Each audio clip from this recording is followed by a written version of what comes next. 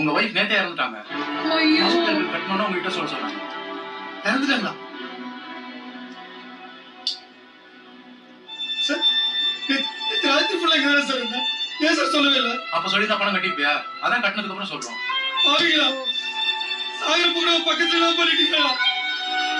கெட்டிய சேஷம் പറയുന്നു. எங்க அண்ணன் மயங்கி விழுந்துட்டாரு. எப்படியாவது காப்பாத்துங்க. எவ்வளவு செலவானாலும் பரவாயில்ல. நீங்க கொஞ்சம் வெளியே இருங்க. நர்ஸ் இவரை வெளியே இருங்க. டாக்டர் எவ்வளவு செலவானாலும் பரவாயில்ல. காப்பாத்துங்க ப்ளீஸ் டாக்டர். ஏன் பண்ணிட்டோம், மன்னிச்சிருங்க சார். ஓ தெரியாமல் மன்னிச்சிட இஷ்டல்ல.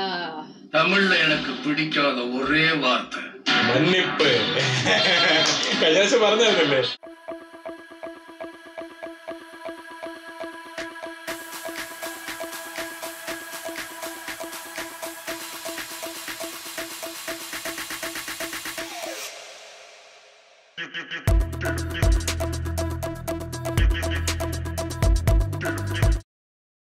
ഹായ്, എന്റെ ജഗയുടെ പുതിയ റിയാക്ഷൻ വീഡിയോയിലേക്ക് സ്വാഗതം. അപ്പൊ നമ്മൾ റിയാക്ഷൻ ചെയ്യാൻ പോകുന്നത് നമ്മളുടെ സ്വന്തം വിജയകാന്ത് സാറിന്റെ രമണ മൂവിയിലെ നെക്സ്റ്റ് സീനാണ്. അതിന് മുന്നേ ഒരു സോങ് ഉണ്ടായിരുന്നു, പക്ഷെ ആ സോങ് നമ്മളുടെ റിയാക്ഷൻ ചെയ്യാൻ ആരും പറഞ്ഞിട്ടുണ്ടായിരുന്നില്ല.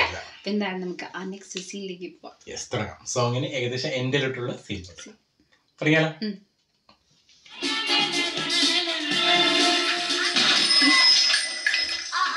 കുട്ടി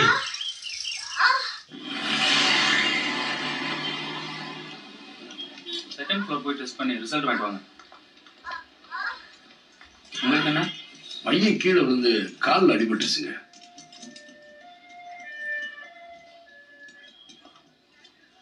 ஹாஸ்பிட்டல்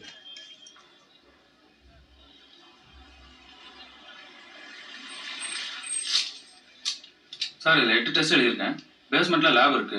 டெஸ்ட் பண்ணி ரிப்போர்ட் வாங்கிட்டு சீஃப் டாக்டர் பாருங்க. 8 ടെസ്റ്റ്. என்னக்கா இதுக்கு 8 ടെസ്റ്റാ? ടെസ്റ്റ് ഫസ്റ്റ് തന്നെ. അതും ഫസ്റ്റ് തന്നെ ഡയറക്റ്റ്. ഇല്ലെന്നോ வலிக்குதா? என்னையா அநியாயமா இருக்கு?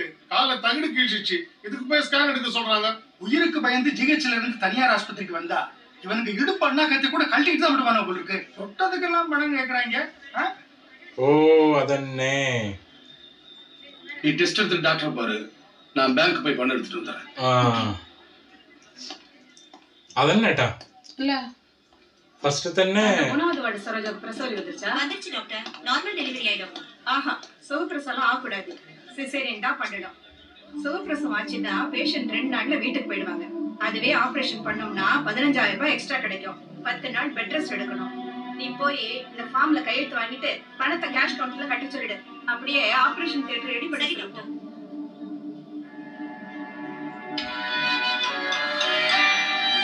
ഹോസ്പിറ്റലിലും സംഭവങ്ങൾ നടക്കുന്നുണ്ട്. നിങ്ങളെ വിജയം അല്ലെ അറിഞ്ഞ പോലെ ഇല്ലേ? ഗവൺമെന്റ് സംഭവങ്ങൾ നോക്കിക്കൊണ്ടിരിക്കുന്നുണ്ടേ. ഒരിടയ്ക്ക് ഉണ്ടായിരുന്നു ആ ടെസ്റ്റ് എല്ലാത്തിനും. അല്ലേ? ज्यादा मत करना. என்னம்மா எல்லா டெஸ்டும் பண்ணியாச்சா? Doctor treatment முடிச்சாரா? காயத்துக்கு களிம மாதிரி ஏதோ பூசிருக்காங்க. ட்ரீட்மெண்ட்டுக்கும் டெஸ்ட்டுக்கும் சேர்த்து 9500 பில் கொடுத்திருக்காங்க. சின்ன காயத்துக்கு போய் 9500 ரூபாய் பில்.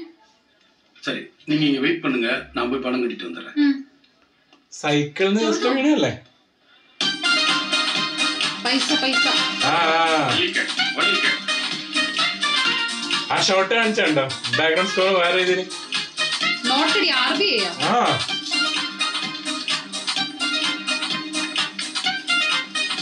അതിനുണ്ടെ മെഷീൻ കറക്റ്റ് ആയിട്ട് വെച്ചിട്ടുണ്ടല്ലോ അവര്.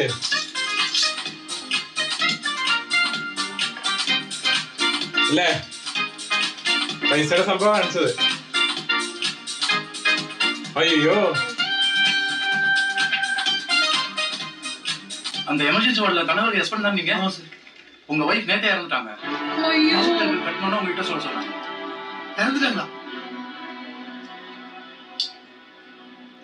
சார் ராத்திரி ஃபுல்லா இங்க சார் இருந்தேன்.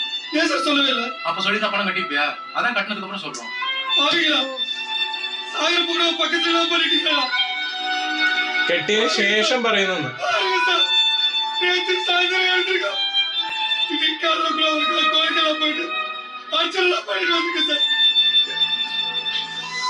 ஒரு வாரமா கழிவு சாப்பிட்டு நீங்க காட்ட போல கட்டு கட்டா கொண்டு வந்து கொடுத்துடா. இன்னும் எவ்வளவு வேணும் கேளுங்களா? இன்னும் எவ்வளவு வேணும் கேளுங்களா? கொடுக்குறேன்.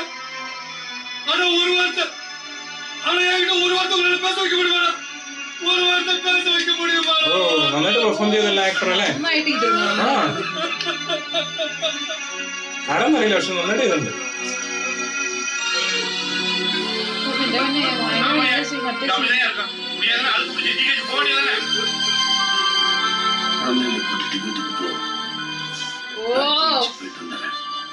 പണിയെടുക്കാൻ സാധ്യതയുണ്ട്. சொன்னதை செய்.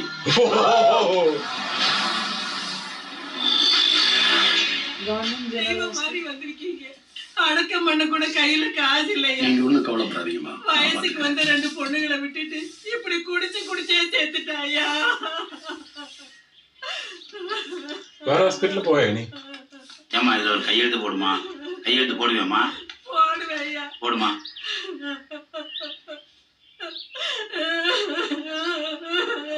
டேய் அந்த புக்குடா.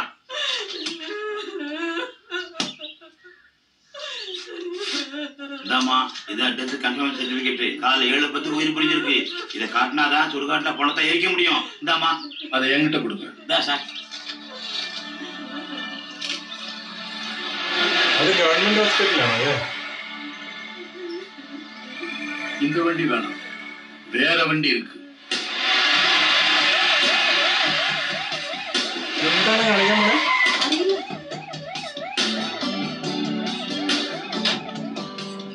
சார் எமர்ஜென்சி வார்டு எந்த பக்கம் இருக்கு? இந்த பக்கம் தான், நேரா போங்க.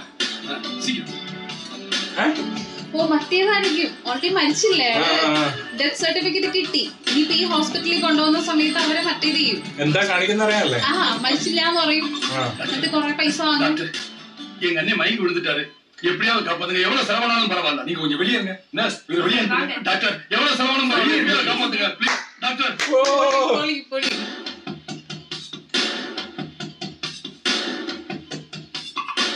ഡെത്ത് സർട്ടിഫിക്കറ്റ് കിട്ടി. അതും ഗവൺമെന്റ് ഹോസ്പിറ്റലിന് വേഗം കിട്ടിയില്ലേ സംഭവങ്ങളൊക്കെ? பேஷண்ட் செத்து போயிட்டான், பல வழியிலேயே உயிர் போச்சுன்னு நினைக்கிறேன். இப்ப என்ன பண்ணலாம்? உயிர் போயிடுச்சுன்னு நம்மளுக்கு மட்டும் தானே தெரியும். வெளியில இருக்கிறவங்களா பேஷண்ட் ஏதோ மயக்கத்துல இருக்கிறதா நினைச்சிட்டு இருக்காங்க. நாம பாட்டு ட்ரீட்மெண்ட் பண்ணுவோம். சீரியஸ் கேஸ் சொல்லி நீ ஃபுல்லா ட்ரீட்மெண்ட் பண்ணிட்டே இருப்போம். என்ன டாக்டர் சொல்றீங்க? Okay correct. Get us to extract some money. Let's underplay it. உள்ள ட்ரீட்மெண்ட் நடந்துட்டு இருக்கு, பயப்படாதீங்க, எப்படியும் காப்பாத்திடலாம். ஐயா என்னையா சொல்றீங்க? இருங்க, அவர் தான் சொல்லிட்டார்ல, அவர் எப்படியும் படுக்க வச்சிருவார். ஆனா அதுக்கு அதிகமா பணம் செலவாகும், பரவாயில்லையா? பரவாயில்ல சார், எவ்வளவு செலவானாலும் நான் பண்றேன். கவுண்டர்ல 50,000 ரூபாய் பணத்தை கட்டிடுங்க, அப்பதான் அட்மிட் பண்ணிப்போம். சீக்கிரம் போங்க.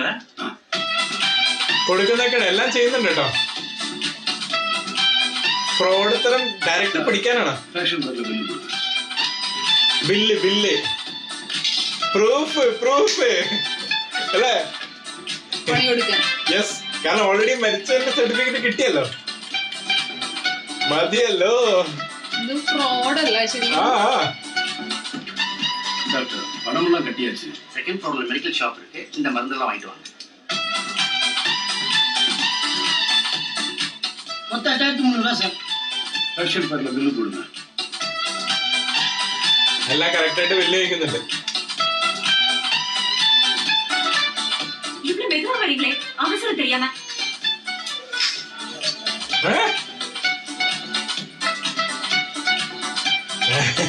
ആളുടെ ആറ്റിറ്റ്യൂഡ് ഉണ്ടായിരുന്നു. இத போய் ஃபார்மசில கொடுத்துரு. തിരിച്ചു കൊടുക്കുക. இல்லையா, மருந்தெல்லாம் கரெக்டா இருக்குதா பாத்துக்க. கொஞ்சம் அமைதியா இருங்கம்மா, நான் சொல்றபடி நீங்க எல்லாரும் கேளுங்க. டாக்டர், எங்க அண்ணனுக்கு இப்ப எப்படி இருக்கு? மூச்சு திணறல் அதிகமா இருந்தது. இப்போ ட்ரீட்மெண்ட்க்கு அப்புறம் நல்லாவே மூச்சு விடுறாரு. பாம்பேல ஃபேமஸ் டாக்டர் சதீஷ் சர்மா ஒரு செமினாருக்காக மெட்ராஸ்க்கு வந்திருக்காரு. அவரை வர வச்சா நல்லா ட்ரீட்மெண்ட் பண்ணுவாரு. ஆனா 2 லட்சம் ரூபாய் செலவாகும்.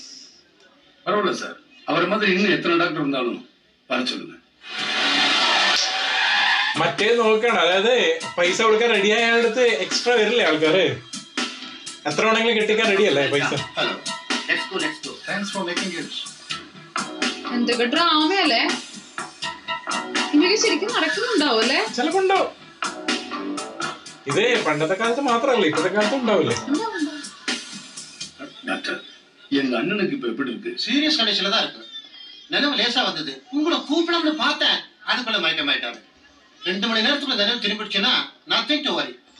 Take care. என்னையா அநியாயமா இருக்கு? செத்து போன மனுஷனுக்கு வைத்தியம் பாக்குறாங்க. என்னடி நிச்சயத்தை முடிஞ்சதா? வீட்லயேவா? ஆமா ஜாலிதான். டாக்டர், பாடி ரொம்ப டீகம்போஸ் ஆயிருக்கு. வெளிய நாத்தடிக்கிறதுக்குள்ள ஏதாவது பண்ணுங்க. சீஃப் டாக்டர்கிட்ட சொல்லி முதல்ல சீரியஸா இருக்க மாதிரி காட்டுவோம்.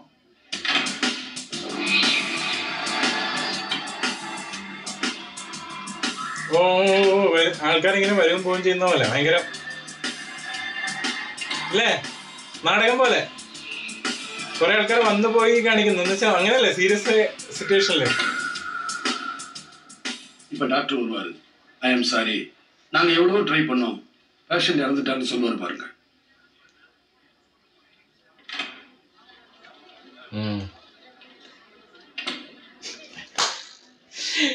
சேம்.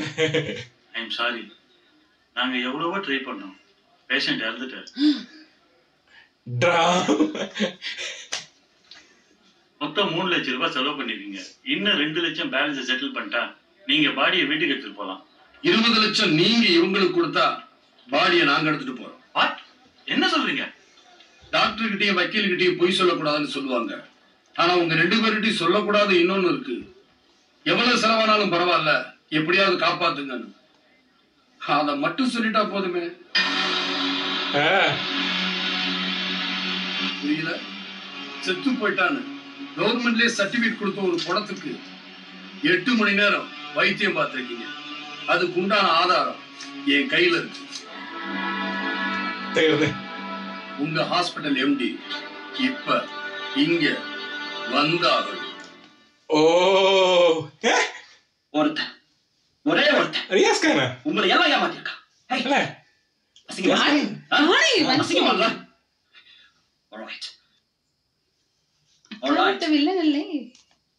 அவங்ககிட்ட என்னென்ன எவிடன்ஸ் இருக்கு? அரசாங்க ஹாஸ்பிட்டல் கொடுத்த டெத் கன்ஃபர்மேஷன் சர்டிபிகேட், அவளை எத்தனை மணிக்கு உயிர் போச்சுன்னு இருக்கு. அதுக்கப்புறம் நம்ம ஹாஸ்பிட்டல் அட்மிட் பண்ண பில்லு, மெடிக்கல் பில்லுன்னு ஒரு ஃபைல் ஃபுல்லா இருக்கு சார். டேமேஜ். பாம்பேக்கு ஃபோன் பண்ண, அப்பா கிட்ட பேசணும்.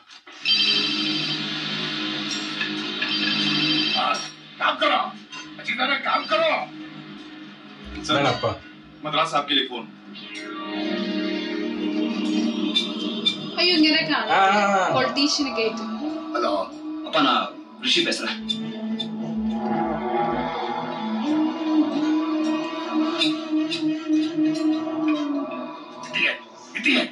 மாத்திக்கிறவா தப்பு பண்றவன் எந்த தொழிலுக்கு லாய்க்கு இல்ல.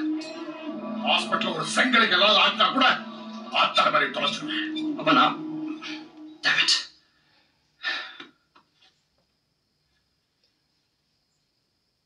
இப்ப அவ எங்க இருக்கா? ஓ செட்லியா. நீ பேசாம இருக்கணும்னா 20 லட்சம் ரூபாய் பணம் வேணும். 23 லட்சம். நான் கொடுத்த 3 லட்சத்தையும் சேர்த்து.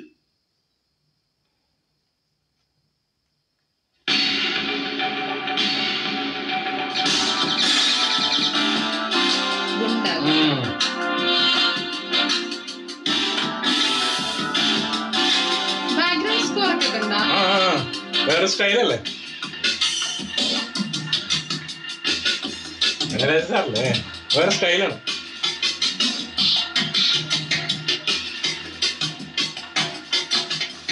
ഓ പറ്റടിക്ക് തീർത്ത്. அடிங்கடா அவன. ஏய் அடிங்கடா அவன. நான் பேசுறேன் சார் பேசுறேன் சார். சாரை பார்த்தா ரொம்ப நல்லவரா தெரியல சார். எது இருந்தாலும் பேசிட்டு இருப்போம் சார். Out, get out. സാറെ അതുകൊണ്ടാണ് സാറെ പത്ത് തിരിച്ചു കൊടുക്കുന്നത് പൈസ.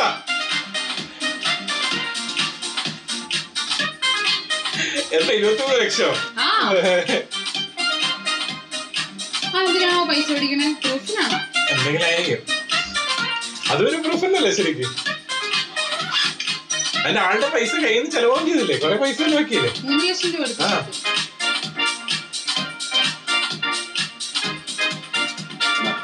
இதுல 20 லட்சம் ரூபாய் பணம் இருக்கு. உங்க 2 பொண்ணுகளையும் படிக்க வச்சு கல்யாணம் பண்ணி வைங்க. ஏதி எவ்வளவு பணம்? உங்க வீட்டுக்காரர் சம்பாதிச்சதாமா. உயிரோட இருந்தப்போ 10 ரூபாய் கூட சம்பாதிக்கல. செத்து போன பிறகு 20 லட்சம் சம்பாதிச்சிருக்காரையா. അതെ, അദ്ദേഹത്തിന്റെ 3 ലക്ഷം എടുത്തിട്ട് ബാക്കി 20 കൊടുത്ത് ചെലവാക്കിയ പൈസ കയ്യിൽ കിട്ടി അല്ലേ? പൊളിയല്ലേ? நீங்கெல்லாம் இந்த ஹாஸ்பிட்டல் டாக்டர்ஸ் இல்ல.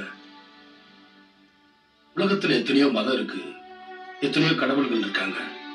ஆனா யாருக்கு உடம்பு சரியில்லைனாலும் ஹாஸ்பிட்டலுக்கு வந்துட்டு தான் அவங்க உங்க கோயிலுக்கு போவாங்க.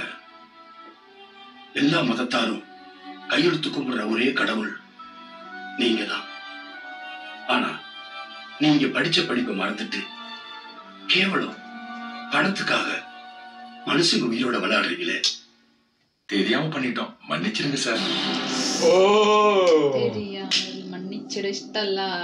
தமிழ்ல எனக்கு பிடிக்காத ஒரே வார்த்தை മன்നിപ്പ്. കഴിഞ്ഞ പറഞ്ഞല്ലേ? പണിയാണല്ലോ. അടച്ച് ഇല്ലേ? പൂട്ടി സീൽ ചെയ്ത്. ആ, ഡൺ. ஆணைப்படி கலெக்டரின் ഗംഭീര സീനായിരുന്നു, ഒരു രക്ഷ ഉണ്ടായിരുന്നില്ല. ആ ഒരു ഫസ്റ്റ് ഇനീഷ്യൽ സമയത്ത് ഭയങ്കര നമുക്ക് ആ ഒരു ചെറിയൊരു നമ്മളെന്താ സൈക്കിളിൽ നിന്ന് വീണിട്ട് കാല് പൊട്ടിയിട്ട് ഹോസ്പിറ്റലിൽ പോയപ്പോ നമ്മൾ ആ ഒരു ഇടയ്ക്ക് കേട്ടിട്ടുണ്ടായിരുന്നു കേട്ടോ കുറെ ഇങ്ങനത്തെ സംഭവങ്ങളൊക്കെ അല്ലേ? ഇങ്ങനെ ഒരിടയ്ക്ക് ഉണ്ടായിരുന്നു അത് പണ്ട്. ഇപ്പോഴുണ്ട്, പക്ഷെ ഇതിനേക്കാളും കുറച്ചുകൂടി ഇന്റൻസ് ആയിരുന്നു. ഇപ്പോഴത്തെ കാലത്ത് കുറച്ചും കൂടി നമുക്കൊക്കെ കുറച്ച് സംഭവങ്ങളൊക്കെ അറിയാലോ. അപ്പൊ അതുകൊണ്ട് എന്തായാലും ഫസ്റ്റ് ചോദിക്കും എന്തിനാ ഇത്ര സംഭവങ്ങൾ ചോദിക്കും. പക്ഷെ പണ്ടത്തെ കാലത്ത് അങ്ങനെയല്ല. നമ്മൾ ഏതെങ്കിലും ഹോസ്പിറ്റലിൽ, പ്രത്യേകിച്ച് പ്രൈവറ്റ് ഹോസ്പിറ്റലിൽ പോയിട്ടുണ്ടെങ്കിൽ അവർ ഫസ്റ്റ് ചെയ്യുന്ന കുറെ ടെസ്റ്റുകളായിരിക്കും. പ്രത്യേകിച്ച് അതിലൊരു സീൻ കാണിച്ചിട്ടുണ്ടായിരുന്നു. അതായത് ആ സൈക്കിളിൽ നിന്ന് വീണിട്ടാണെങ്കിൽ അവിടെ പോയി ഇരുന്നിട്ട് പെട്ടെന്ന് ഡ്യൂട്ടി ഡോക്ടറെ വന്നിട്ട് വേഗം വന്നിട്ട് നോക്കിയിട്ട് ആ സെയിം ഡോക്ടറെയും വന്നോളും ഇതൊക്കെ പോയി ചെയ്തോളൂ. പിന്നെ ആളുകൾ എന്താ പറയാ ഇങ്ങനെ ടെസ്റ്റ് ചെയ്യുന്നുണ്ടെങ്കിൽ ചെയ്യാണ്ടായി. അങ്ങനെയാണ് ലാസ്റ്റ് പിന്നെ അങ്ങനെ കുറെ പ്രശ്നങ്ങളൊക്കെ സംഭവിച്ചിട്ടാണ് ഇപ്പൊ ഏകദേശം മറ്റേതാണ്. ഇപ്പൊ നമ്മൾ തിരിച്ചു ചോദിക്കുന്നുണ്ട് എന്തിനാ ടെസ്റ്റ്. കാരണം നമുക്കിപ്പോ അറിയില്ല എന്നുണ്ടെങ്കിൽ നമുക്ക് നെറ്റിൽ സെർച്ച് ചെയ്യാം എന്തിനാ ഒരു സംഭവം എന്നുള്ളത്. ടെക്നോളജി കുറച്ചുകൂടി ഡെവലപ്പ് ആയ സമയത്താണ് കുറച്ചൊന്ന് റെഡ്യൂസ് ആയിരിക്കുന്നത്. പക്ഷെ ഹോസ്പിറ്റലിൽ നടക്കുന്ന സംഭവങ്ങൾ ചിലപ്പോൾ അങ്ങനെ നടക്കുന്നുണ്ടാകാം. പക്ഷെ ആ ഒരു സീനിന്റെ ബ്യൂട്ടി ഒരു രക്ഷയില്ല. പ്രത്യേകിച്ചില്ലേ അതിൽ വന്നൊരു ആക്ടർ ഉണ്ടല്ലോ, അദ്ദേഹം ഒരു രക്ഷയിലാണ് ചെയ്തിട്ടുണ്ട്. ആ സമയത്താണെങ്കിൽ കണ്ണിന്ന് സത്യമായിട്ടും കരച്ചില്ല വന്നു. കാരണം എന്താ വെച്ചാൽ വല്ലാണ്ട് പെർഫോം ചെയ്തു. പ്രത്യേകിച്ച് അതിലെ ഡയലോഗും അങ്ങനെ തന്നെ. ആ ഒരു ഡയലോഗും സംഭവങ്ങളൊക്കെ ആ ഒരു സീനില് എനിക്കൊന്ന് കട്ട് ചെയ്തിട്ടില്ല വന്നു. ആ സീൻ അങ്ങനെ തന്നെ നല്ല രസത്തിൽ പറഞ്ഞിട്ട് അദ്ദേഹം ആ ഒരു പറയുന്നു. അതായത് ഇന്നലെ പറഞ്ഞിരുന്നെങ്കിൽ ഇതായെന്നൊക്കെ പറഞ്ഞിട്ട് ആ ഒരു പറച്ചിലൊക്കെ ഭയങ്കര അമ്പലത്തിൽ പോയിട്ട് ഞാൻ കഴിപ്പിച്ചിട്ടാ വന്നേക്കുന്നതെന്ന് പറയുന്ന സമയത്ത് നമുക്ക് അല്ലാണ്ട് ആ ഒരു മനുഷ്യന്റെ അവസ്ഥയെ പറ്റിയിട്ട് ആലോചിക്കുന്ന സമയത്ത് അത് ഇദ്ദേഹം കണ്ടുകൊണ്ടിരിക്കുകയാണ് ആ സംഭവങ്ങളൊക്കെ. അത് മാത്രമല്ല ഫുൾ പൈസ ഏകദേശം ഒരു റിസർവ് ബാങ്ക് പോലെയാണ് അവർ പൈസ അടിക്കുന്നത്, പൈസ എണ്ണുന്നതാണ്. അതിന്റെ ഏറ്റവും വലിയ രസം എന്ന് വെച്ചാൽ അവസാനത്തെ ആ ഒരു അമ്മയുടെ ഡയലോഗ് ഉണ്ടായിരുന്നു. ജീവിച്ചിരിക്കുമ്പോൾ 10 രൂപ പോലും ഉണ്ടാക്കിയിട്ടില്ല, ഇപ്പൊ മരിച്ചു കഴിഞ്ഞപ്പോ 20 ലക്ഷം. ആ ഒരു സംഭവം നമുക്ക് ചില സമയം തോന്നും ഓ ഇദ്ദേഹം ഡെഡ് ബോഡി എടുത്തിട്ട് അത്രയും മണിക്കൂർ വെച്ചല്ലോ എന്നുള്ളൊരു ചെറിയ തോന്നല് നമുക്ക് വരാതിരിക്കാൻ വേണ്ടിയിട്ടാണ് ആ ഒരു സംഭവം ഇവിടെ കാണിച്ചത്. അവിടെ അവർക്ക് നീതി കിട്ടി. കാരണം അവര് അത്രയും പാവപ്പെട്ട കുടുംബമാണ്, 2 മക്കളുണ്ട്, പെൺകുട്ടികളുണ്ട്. അപ്പൊ അവരെ കല്യാണം കഴിപ്പിക്കണം, അവർക്ക് വേറെ വരുമാനം ഇല്ല. ഇത്രയും ഫ്രോഡായിട്ട് കാണിച്ച ഹോസ്പിറ്റലിൽ തന്നെ ഡയറക്റ്റ് പൈസ കിട്ടുമ്പോ അവിടെ ന്യായം ഡയറക്റ്റ് സംഭവിക്കണം. അവിടെ ന്യായം സെർവായി നമുക്ക് പറയാം. അപ്പൊ പെർഫെക്റ്റ് സീനായിരുന്നു. പ്രത്യേകിച്ച് വിജയകാന്ത് സാറിന്റെ സ്ക്രീൻ പ്രസൻസ് ഈ സീനിൽ എന്ന് പറഞ്ഞാൽ ഗംഭീരാണ്. അതായത് വോയിസ് മോഡുലേഷൻസ് പ്രത്യേകിച്ച് അതും എന്താ പറയാ നമ്മൾ ഇതിന്റെ എഗെയിൻ എടുത്തു പറയേണ്ട AR മുരുകദാസ് എന്ന ഡയറക്ടറാണ്. കാരണം വെച്ചാല് മാസ് വെറുതെ കൂട്ടാനായിട്ട് കുറെ ഡയലോഗുകൾ അങ്ങനെ സംഭവങ്ങളൊന്നും ഇവിടെ ഉണ്ടായിരുന്നില്ല. പക്ഷെ ബാക്ക്ഗ്രൗണ്ട് സ്കോർ ഒന്നും അങ്ങനെ ഇല്ല. ഉണ്ടോ ഉണ്ട് ഇല്ലേന്ന് കാലഘട്ടത്തിന്റെ ഒരു പ്രത്യേകതയായിരിക്കും ചിലപ്പോൾ. പക്ഷെ നമ്മൾ ഇപ്പോഴത്തെ ഒരു സംഭവം വെച്ചിട്ട് ബാക്ക്ഗ്രൗണ്ട് സ്കോർ ആയിരിക്കും മുന്നേ നിൽക്കുന്നത്. പക്ഷെ പണ്ടത്തെ കാലത്ത് അങ്ങനെ ആയിരിക്കില്ല. ആ ഒരു ക്ലാസ് രീതിയിൽ അത് അൺടച്ച്ഡ് ആയിട്ടാണുള്ളത്. സീനായിട്ട് അധികം ടച്ച് ചെയ്യുന്നില്ല. എനിക്ക് തോന്നിയിരിക്കുന്നത് എന്താ അറിയോ, അതായത് ആ ഒരു സമയത്ത് AR മുരുകദാസിന്റെ പടമായിട്ടാണ് കംപ്ലീറ്റ്ലി വെച്ചേക്കുന്നത്. കാരണം സ്ക്രിപ്റ്റിന് നല്ല ഇമ്പോർട്ടൻസ് ഉണ്ട്. കാരണം അവിടെ ഇപ്പൊ ആ ഒരു പെർഫോമൻസ് ഒക്കെ കാണിച്ചില്ല. അതായത് ആ ഒരു ഡോക്ടേഴ്സ് ഇങ്ങനെ വെറുതെ അഭിനയിക്കുന്ന അങ്ങോട്ടും ഇങ്ങോട്ടും പോയി വരുന്നൊക്കെ അതൊക്കെ കാണിച്ചപ്പോൾ നല്ല രസമുണ്ട്. പ്രത്യേകിച്ച് അവസാനം വന്നിട്ട് ഞാൻ കുറെ ട്രൈ ചെയ്ത് മരിച്ചു എന്നുള്ള സംഭവം. പിന്നെ ആണെങ്കിൽ AR മുരുകദാസിന്റെ പടത്തിൽ നമ്മളുണ്ട് സെക്കൻഡ് ഹീറോസിന് അല്ലെങ്കിൽ ഇപ്പൊ വേറെ ഏതെങ്കിലും ആക്ടേഴ്സ് ചെറിയ ചെറിയ ആക്ടേഴ്സ് വരികയാണെന്നുണ്ടെങ്കിലും അവർക്ക് ഒരു സ്പേസ് കൊടുക്കാറുണ്ട് എപ്പോഴും അഭിനയിക്കാനായിട്ട്. അത് അഭിനയിക്കാൻ താല്പര്യമുള്ള ആളുകളായിരിക്കും ഒബ്വിയസ്ലി ഈ ഒരു സീനിലൊക്കെ വരുന്നത്. അവർക്കൊക്കെ അറ്റ്ലീസ്റ്റ് എന്താ നമ്മൾ നോട്ട് ചെയ്യുക അവരെ പ്രത്യേക അമ്മച്ചീനെ നോട്ട് ചെയ്യും നമ്മള്. അപ്പൊ അങ്ങനത്തെ സംഭവങ്ങളൊക്കെ നമ്മളെ നോട്ടീസ് ചെയ്യിക്കുന്നുണ്ട്. അത് ആ ഡയറക്ടറിന്റെ ഒരു ബ്രില്യൻസ് തന്നെയായിട്ട്. അദ്ദേഹത്തിന്റെ മുന്നത്തെ പടത്തിൽ നമ്മളത് കണ്ടിട്ടുണ്ടായിരുന്നു. എന്തായാലും വെയിറ്റിംഗ് ഫോർ നെക്സ്റ്റ് സീൻ. കാരണം ഇതിങ്ങനെ പോയിക്കൊണ്ടിരിക്കുകയാണ്. പക്ഷെ സ്റ്റിൽ ആ ഒരു പാസ്റ്റ് എന്താണ്, എന്തുകൊണ്ട് അദ്ദേഹം ഇങ്ങനെയൊക്കെ ചെയ്യുന്നു എന്നുള്ള സംഭവങ്ങളൊന്നും പറഞ്ഞിട്ടില്ല. എന്തായാലും നമുക്ക് നോക്കാം അടുത്ത സീനിലേക്ക്. തിരിക്കും. Bye bye. Bye.